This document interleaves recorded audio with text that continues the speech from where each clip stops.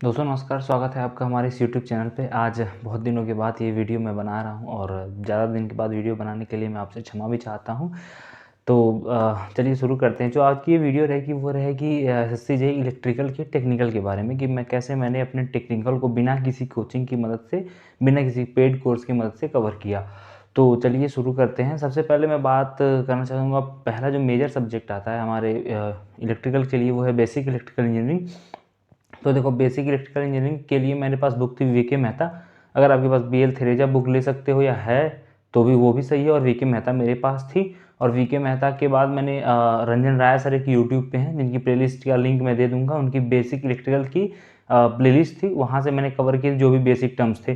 दूसरा सबसे इंपॉर्टेंट आता है बेसिक इलेक्ट्रिकल नेटवर्क थ्योरम। तो देखो, नेटवर्क थ्योरम के लिए मैंने यूट्यूब पे वीडियोस देखी थी, और प्रैक्टिस के लिए मैंने PYQs जो थे वीके मेहता में जो क्वेश्चन थे, और JB गुप्ता की बुक जो भी मेरे पास थी ऑब्जेक्टिव वाली, उसमें जो भी क्वेश्चन थे उसको कवर किए थे। तो यहाँ से मेरा पूरा बेसिक इलेक्ट्रिकल हो गया था।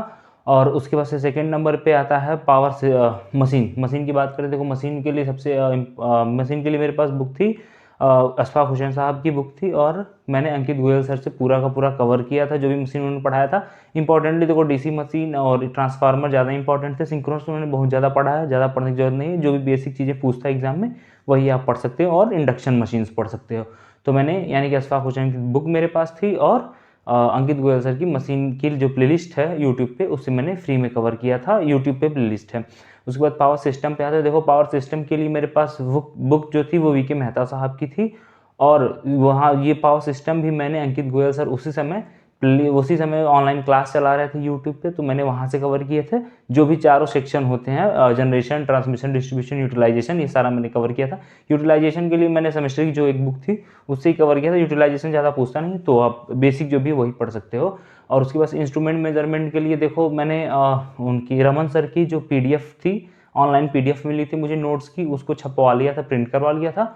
और उसके बाद से जब 2021 का जेईई का प्री होने वाला था, 2021 में जब जेईई का प्री होने वाला था, तो इंजीनियर्स एकेडमी पे सर की एक मैराथन चली थी 10 क्लास की। तो वहाँ से मैंने देखा था, तो जितने भी क्वेश्चन पूछे जाते हैं एसएससी में, वो सारे के सारे लगभग वहीं से कवर हो गए थे। तो मैंने वहाँ से इंस्ट्रूमेंट एंड मेजरमेंट कवर कर लिया था। देखो, इलेक्ट्रॉनिक्स, अब नेक्स्ट जो सब्जेक्ट है वो इलेक्ट्रॉनिक्स है।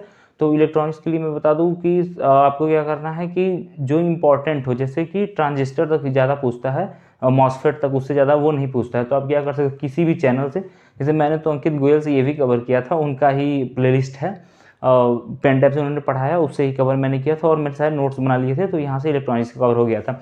आजकल जो एक एसएससी में नया सब्जेक्ट जुड़ा हुआ है वो है टेंडरिंग का। तो देखो, टेंडरिंग के लिए एक आलोक कुमार जी हैं, हमारे साथ रहते हैं, तो उनकी एक यूट्यूब पे प्लेलिस्ट है, उसका लिंक भी मैं दे दूंगा, वो भी आप कवर कर सकते हो। 3 4 5 क्वेश्चन टेंडरिंग से भी पूछ सकता है, थोड़े से ज़्यादा भी पूछ सकता है। तो टेंडरिंग एक नया सब्जेक्ट बना है। देखो, किताबों की बात मैं फिर से दोहरा दूँ, मेरे पास थी वीके मेहता साहब की बेसिक इलेक्ट्रिकल, वीके मेहता साहब की पावर सिस्टम, वीके मेहता की ऑब्जेक्टिव 5000 ऑब्जेक्टिव वाली क्वेश्चन की जो बुक आती वो भी थी, और JB गुप्ता सर की ऑब्जेक्टिव बुक थी, और PYQ थी, इसकी यूथ की PYQ थी मेरे पास। इसके अलावा मेरे पास कोई भी बुक नहीं। अशफाक हुसैन की मशीन थी, इसके अलावा मेरे पास कोई और बुक नहीं थी जितनी मैंने इस वीडियो में बताई। उसके अलावा कोई बुक नहीं थी, और मैंने खुद भी पढ़ी थी और यूट्यूब से ही पढ़ी थी। कोई पेड कोर्स नहीं लिया था। तो ये था मेरे टेक्निकल का। और देखो, सबसे इंपॉर्टेंट क्या होता है कि जब आप पढ़ लो तो जितना आप ऑब्जेक्टिव प्रैक्टिस करोगे। मेरा क्या था कि मैं बहुत सारे ऑब्जेक्टिव प्रैक्टिस करता था, क्योंकि मेरे पास 2 3 बुक्स थी। एक तो PYQ था यूथ का, दूसरा वीके मेहता की ऑब्जेक्टिव थी, वहाँ से भी ऑब्जेक्टिव प्रैक्टिस करता था। फिर JB गुप्ता की ऑब्जेक्टिव थी, उससे भी मैं ऑब्जेक्टिव को प्रैक्टिस करता था। तो जितना आप ऑब्जेक्टिव को प्रैक्टिस करोगे, आप उतने ही अच्छे होते जाओगे, आप एग्जाम में आपकी उतनी स्पीड बढ़ेगी, क्योंकि आपको अभी माइंड जो है ऑब्जेक्टिव चाहिए, ना कि सब्जेक्टिव। तो ज़्यादा से ज़्यादा ऑब्जेक्टिव लगाएं, कम से कम 50 क्वेश्चन पर डे ऑब्जेक्टिव लगाएं ही लगाएं।